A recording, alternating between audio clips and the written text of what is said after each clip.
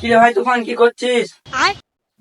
কেন গার্লফ্রেন্ডটা দেখলে ঝগড়া করছে, একটু হ্যান্ডেল করে দিবি?